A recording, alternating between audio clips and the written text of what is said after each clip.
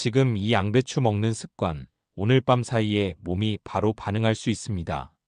저는 30년간 중장년 이후에 신장과 대사 변화를 연구해온 박정훈 박사입니다. 상담을 하다 보면 겉으로는 건강식을 챙겨 드시는데 아침마다 몸이 붓고 숨이 짧아지고 이유 없이 피곤해졌다는 분들이 정말 많아요. 그런데 이야기를 자세히 들어보면 공통점이 하나 있습니다. 바로 양배추를 먹는 방식입니다. 구독, 좋아요는 큰 힘이 됩니다. 사실 양배추는 정말 좋은 채소죠. 섬유질도 풍부하고 비타민도 많이 들어있으니까요. 그런데 문제는 어떻게 먹느냐입니다. 많은 분들이 건강을 위해 매일 드시는데 오히려 몸이 점점 무거워지고 있다는 걸 모르십니다. 특히 50대 이후부터는 신장 기능이 예전 같지 않아요. 젊었을 때는 문제 없었던 습관도 이제는 부담이 되기 시작합니다. 단순한 채소 하나가 이렇게 큰 영향을 줄 수 있다는 사실, 아직도 믿기 어려우실 겁니다. 하지만 제가 현장에서 만난 분들의 이야기를 들어보시면 생각이 달라지실 거예요. 실제로 양배추 먹는 방식만 조금 바꿨을 뿐인데 아침 부기가 사라지고 몸이 가벼워진 분들을 정말 많이 봤거든요. 여러분도 혹시 이런 증상이 있으신가요?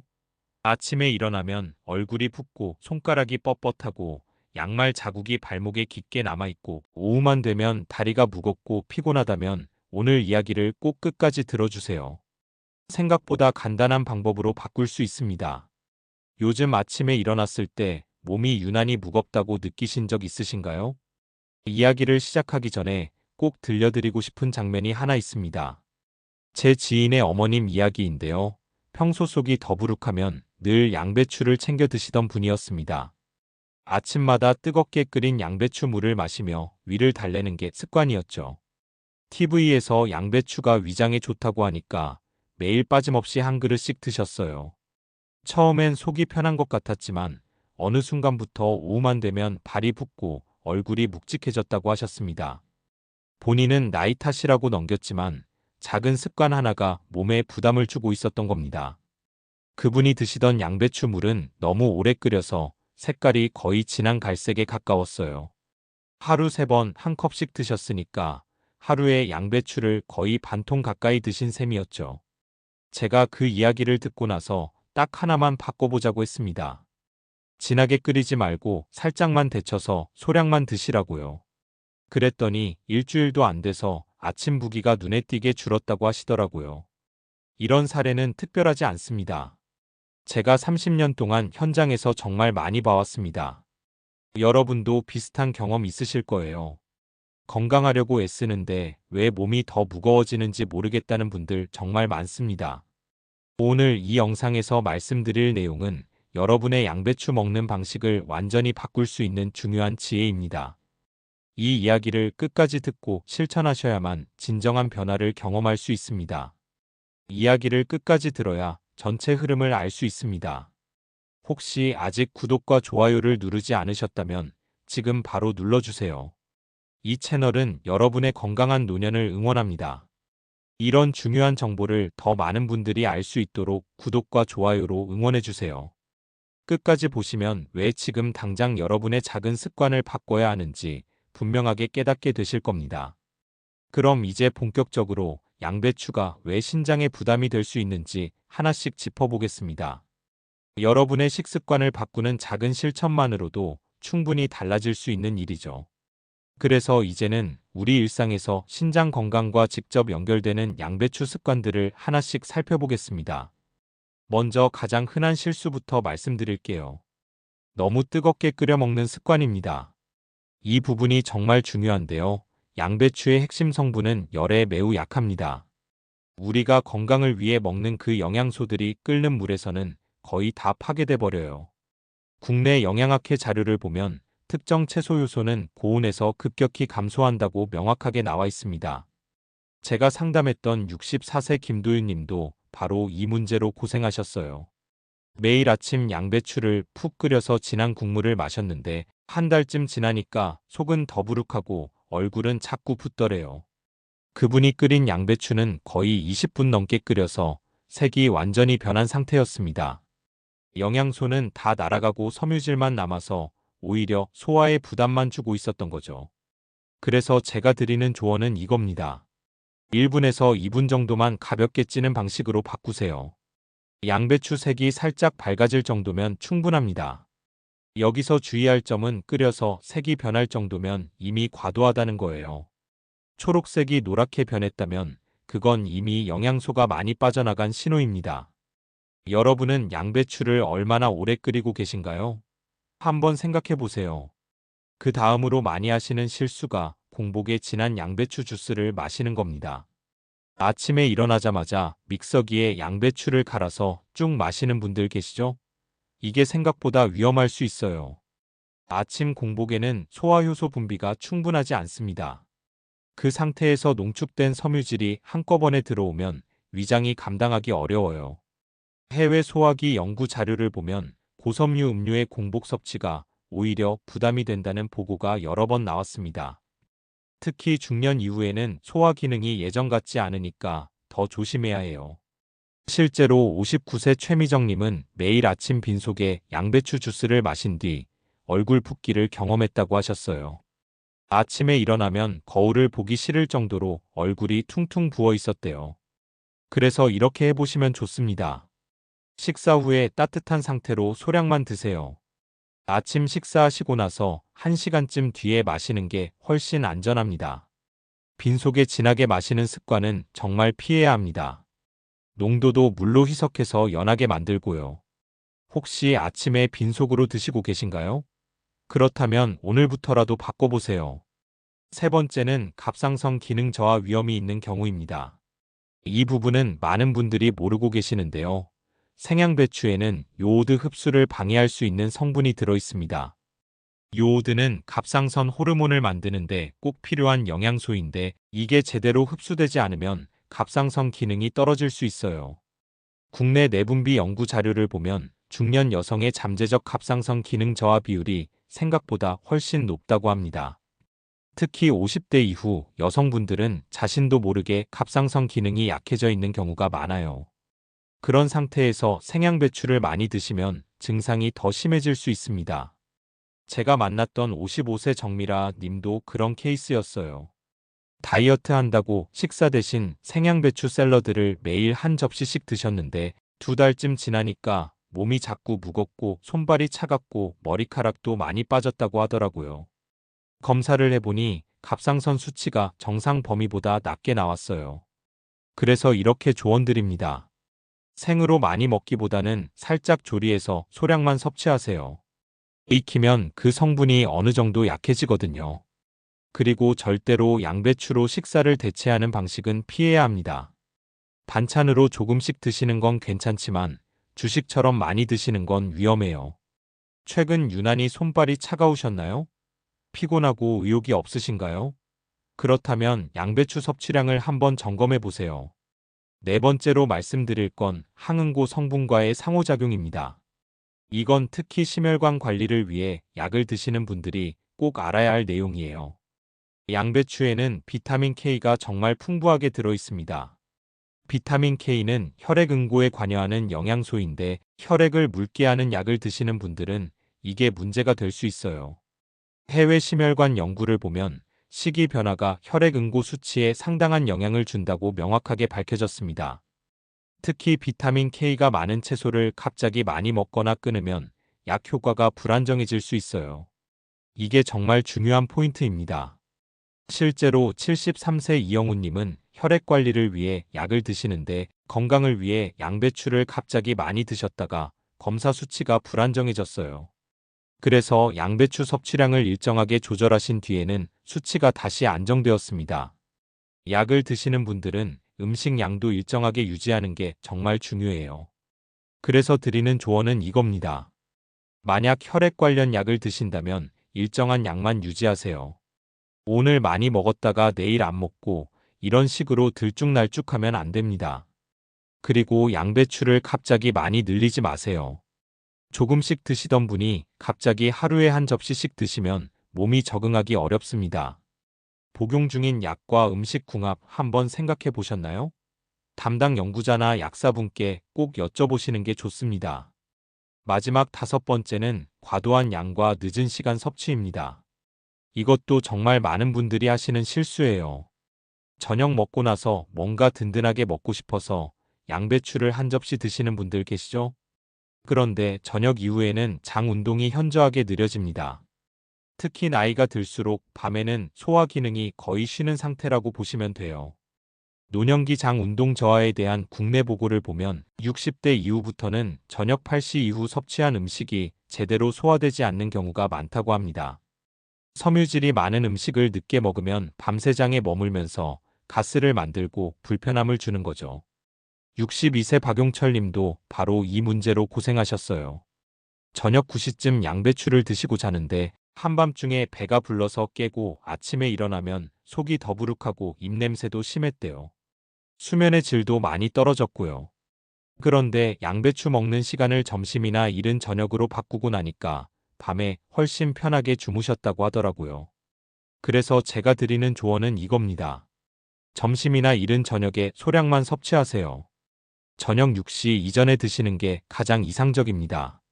그리고 잠들기 최소 3시간 전에는 양배추 섭취를 끝내시는 게 좋아요. 밤에 먹으면 아무리 좋은 음식도 부담이 됩니다. 여러분은 양배추를 주로 언제 드시나요? 한번 생각해 보세요. 이렇게 5가지 상황을 살펴봤습니다. 뜨겁게 끓이는 것, 공복에 진하게 마시는 것, 갑상선 기능이 약한데 생으로 많이 먹는 것, 약과의 상호작용을 고려하지 않는 것, 그리고 늦은 시간에 과도하게 먹는 것. 이 5가지만 피해도 양배추는 정말 좋은 친구가 될 수 있습니다. 이제 다음 장에서는 양배추를 안전하게 먹는 구체적인 방법을 더 자세히 정리해 보겠습니다. 마이너스. 지금부터는 좀 더 구체적으로 어떻게 드시면 좋을지 말씀드릴게요. 앞에서 문제점들을 짚어봤으니까 이제는 실천 방법에 집중해 보겠습니다. 양배추는 조리 방식에 따라 완전히 다른 반응을 만듭니다. 같은 재료라도 어떻게 다루느냐에 따라 약이 될 수도 있고 독이 될 수도 있어요. 먼저 보관 방법부터 짚고 넘어가야 합니다. 보관 중에도 영양 손실이 생각보다 크거든요. 양배추를 통째로 사서 냉장고에 일주일씩 두고 드시는 분들 많으시죠?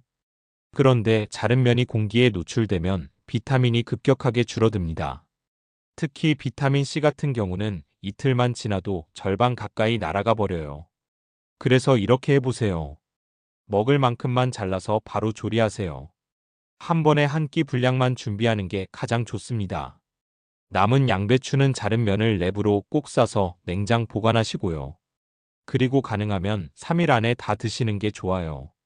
냉장고에 오래 두고 드시진 않으시죠? 신선할 때 바로 드시는 게 영양도 살리고 신장 부담도 줄이는 방법입니다. 그 다음은 김치 형태로 드시는 분들을 위한 조언입니다. 양배추 김치 드시는 분들 많으시죠? 김치도 담그는 방법에 따라 완전히 달라집니다. 가장 중요한 건 염분이에요. 염분이 높으면 아무리 양배추가 좋아도 신장에 부담이 됩니다. 나트륨이 많으면 수분이 몸에 쌓이면서 부종이 생기고 혈압도 올라가거든요. 그래서 제가 드리는 조언은 이겁니다. 김치를 담글 때 아주 싱겁게 담그세요. 보통 김치보다 소금을 절반만 쓰는 거예요. 처음엔 맛없다고 느끼실 수도 있는데 일주일만 드시면 적응되십니다. 그리고 발효가 너무 많이 된 신김치보다는 살짝 발효된 김치가 소화에도 부담이 적어요. 여러분은 김치를 짜게 드시는 편인가요? 한번 점검해 보세요. 세 번째로 말씀드릴 건 물 섭취입니다. 양배추처럼 섬유질이 많은 음식을 드실 때는 물 섭취가 정말 중요합니다.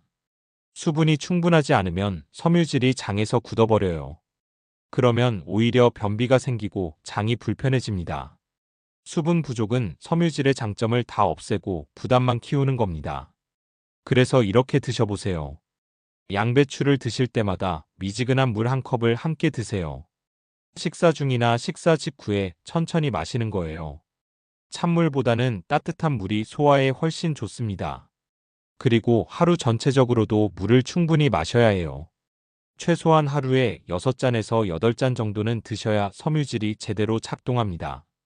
물은 충분히 드시고 계신가요? 이게 정말 기본이에요. 네 번째는 개인 체질 차이를 인정하는 겁니다. 이게 생각보다 정말 중요해요. 어떤 분한테는 좋은 방법이 다른 분한테는 안 맞을 수 있거든요. TV나 인터넷에서 누가 양배추로 효과를 봤다고 해서 그대로 따라 하시면 안 됩니다. 개인마다 소화력도 다르고 신장 상태도 다르고 기저질환도 다르니까요. 남의 방법을 그대로 따라하지 마세요. 제일 중요한 건 여러분 몸의 반응입니다. 양배추를 드시고 난 뒤에 몸이 어떤지 관찰하세요.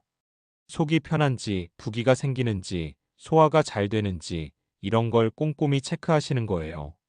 만약 드시고 나서 속이 불편하거나 배에 가스가 차거나 부기가 생긴다면 그건 여러분한테 안 맞는 방법입니다. 그럴 때는 과감하게 양을 줄이거나 방법을 바꾸셔야 해요. 몸 반응을 기준으로 조절하세요. 누가 뭐라고 하든 여러분 몸이 정답입니다. 드시고 난 뒤 몸 느낌은 어떤가요?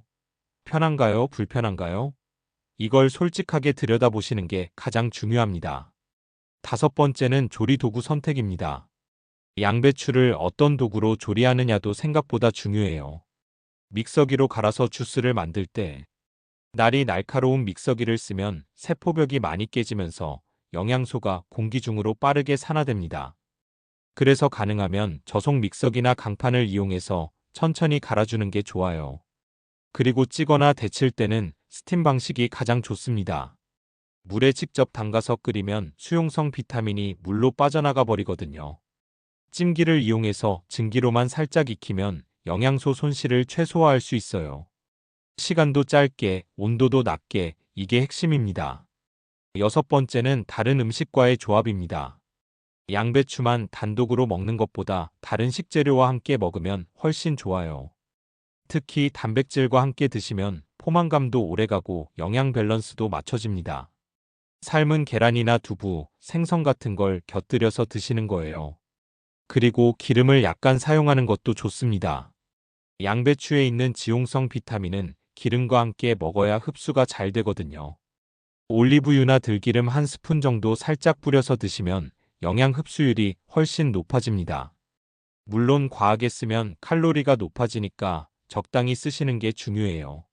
일곱 번째는 섭취 빈도 조절입니다. 매일 똑같은 양을 드시기보다는 이틀에 한 번 또는 일주일에 서너 번 정도로 조절하시는 게 좋아요. 매일 먹으면 몸이 적응하면서 효과도 떨어지고 자칫 과잉 섭취가 될 수 있거든요. 적당한 간격을 두고 드시는 게 신장 부담도 줄이고 효과도 오래 유지하는 방법입니다. 여덟 번째는 계절에 맞춰서 조절하는 겁니다. 여름에는 생으로 샐러드 형태로 먹기 좋지만 겨울에는 따뜻하게 익혀 먹는 게 좋아요. 날씨가 추울 때 찬 음식을 먹으면 소화력이 떨어지고 몸이 차가워지니까요. 계절에 따라 조리 방법을 바꾸시면 훨씬 편하게 드실 수 있습니다. 이제 마지막으로 오늘 내용을 정리해 드리겠습니다. 지금까지 말씀드린 실천법들이 어렵지 않으시죠? 사실 복잡한 게 하나도 없습니다. 조금만 신경 쓰시면 양배추를 정말 안전하고 효과적으로 드실 수 있어요. 오늘 이야기의 핵심은 정말 분명합니다. 양배추가 나쁜 음식이 아니에요. 오히려 정말 좋은 채소죠. 문제는 먹는 방식이었습니다. 진하게 끓이고 많이 먹고 빈속에 마시고 늦은 밤에 먹는 습관, 이런 것들이 신장에 부담을 주고 있었던 거예요. 잘못 관리했을 때 어떻게 되는지 다시 한번 정리해 드릴게요. 아침마다 얼굴이 붓고 발목에 양말 자국이 깊게 남습니다.